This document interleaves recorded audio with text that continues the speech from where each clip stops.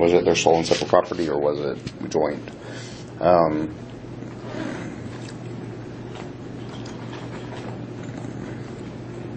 Again, really So another marriage or union. No, I know. That's good. No, it's good. That's where you know that is the most important point. You might ask that first.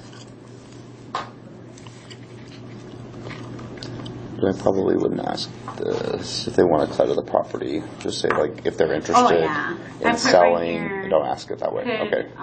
I put, ask these questions in a cordial manner, not rude but curious. Like, curiosity helps me a lot. Like, even if it's just a casual conversation, people tell me, I'm curious, and then they tell me. Okay. So do you do that thing where we talked about where you preference, I'm going to ask you these questions, and is that helping you get more information? Okay. I've only had one that has like these. This is more like internal for me. And then we can create one that's like clean cut once all this is over. So in addition to like emotional attachment, it's also like family resentment. We have this one right now where that's really is anyone are they living in the house? So if we have that deal Philip is working on where there are siblings that want to sell and siblings that don't, and the issue is like multiple, like really they consider the other people in title are not legitimate children. They are from another, like a affair, and so like they call themselves the legitimate children, and so they are very angry that they have to involve these other people. Well, the other people are not. They say that they don't want to sell. Well, they've not hired their own lawyer. None of them are occupying the house. So they haven't tried to sell it themselves, the illegitimate siblings. So, it's not. It's like spite. Yeah, or it might be our caller is the one that has spite. So it might not be we need to get in touch with those other siblings because they have this family drama, but people respond well to it in a third party. So the salesperson needs to do that, and so but then you don't want to at some point you need to gauge to where the person you're speaking to knows that we have to be in touch with those people, but you have to they may first human response to things that you don't want to hear is denial. So it's no, you don't. So you have to feel out how far do I push that, because you don't want them to say I'm going to call somebody else, or I'm going to call somebody else and not tell them that part of the story. And then also you can hear people that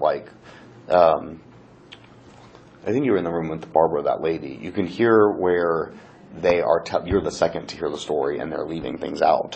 So they're well, I don't think he had any other children.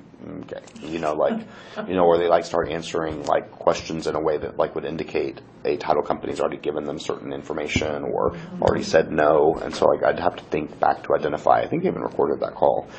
Identify what she was telling me, and told me that okay, we're not the first people that you're telling the story to.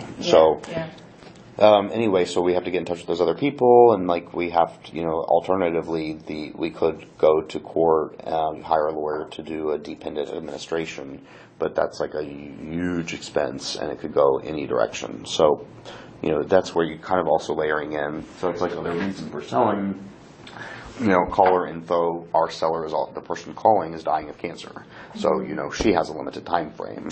She also is the one, she's paid for the funeral and paid for the mortgage. So our caller's financial situation, she wants to be reimbursed for all that stuff, has to happen from the sale of the house, but she was able to afford to front, $70,000 for all this stuff. So her financial situation, she wants her money back, but she's also not losing her home to foreclosure. But she is dying. No, that's not good. So she's got limited time and a lot invested. And so then you're starting to see what's pulling the hardest is her own sickness and the family drama, not the finance. So therefore, it indicates to me there's a lot of price flexibility. There's likely to be price flexibility, and because they don't have a specific need for that money. She wants to recover her stuff, but it's not someone who calls and says I need $137,400. Well, that's usually 10. Okay, they owe $127,400. The asking price has an indication of otherwise, people think in round numbers. So 180, 185, or 190. Right. If it's something specific. They're going to give you a Right. very specific number. Right. And so she also has very limited options because it's going to be a very messy title. So not Yeah. just anybody she calls is going to understand how to fix it. She may not understand that. So it's partly our job in the sales, in this world, to like make them know, like, in a way, like, this is very complicated. You reached the right good thing you called us because we Yeah. know how to. There's not a lot of people that understand how to fix this problem. Right. And so, like, you got to, so if you go call 4 other people and someone gives you a higher offer, you know, can they help, can they fix your problem? Good luck to you to help me. I document all this. No, it's okay. Um, Listen, this will be fine. This will be fine. Okay. I've worked with a lot of people, and I worked from astronauts to guys out in the field on writing procedures. So I mean, you've got to be really analytical and smart yeah, to. analytical, yes, Okay. very analytical, and dig and not be afraid to dig. And what Dig. you like to dig? Yeah. Dig. Well, sometimes analytical, you've got to be able to think. Yeah, and you have to be able to see in layers. You're just like Exactly. peeling back the onion. Exactly. Let me see. My original degree is in geology. So Geology? Yes. Oh, that makes sense. So I can dig and peel back. You know, you have to be trained in thinking in layers.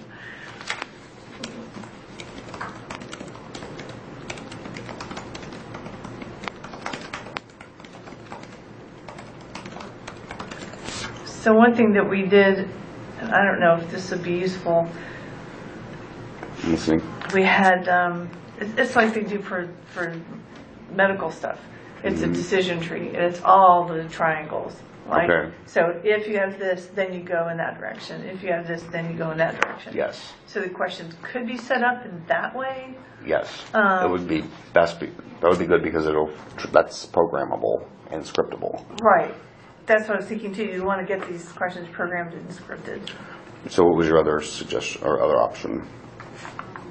That you could, which indicated there was another. Well, if then, they're if then statements. Okay. And so but they're like numbered steps, procedural steps. Then you have if this situation, then you draw a line down, then you do this. If this.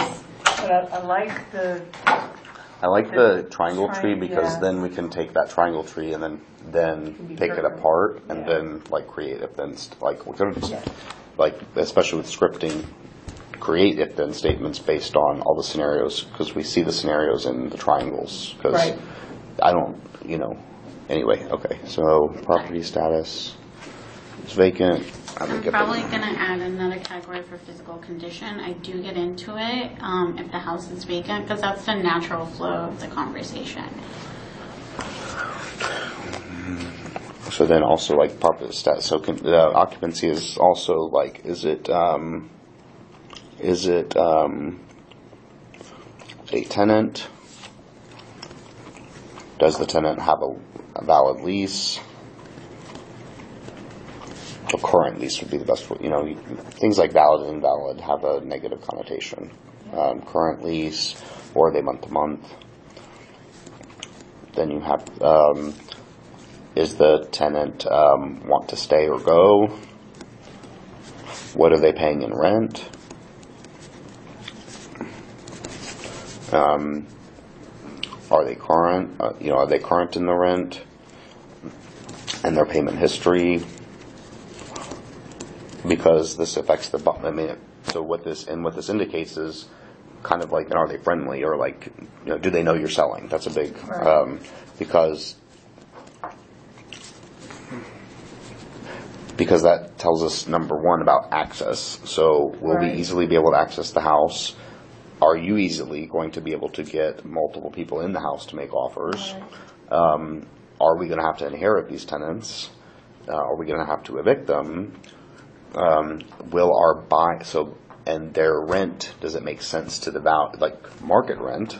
Right. So then if you have I've had this house in the Woodlands, $1 million house with a 2.5-year lease left on it, they're paying it's a good rental amount, but nobody wants $1.5 million house for a rental because the taxes. I mean, like, so it has a huge negative impact on value because someone's stuck with that lease. Right. So they need a bigger discount. So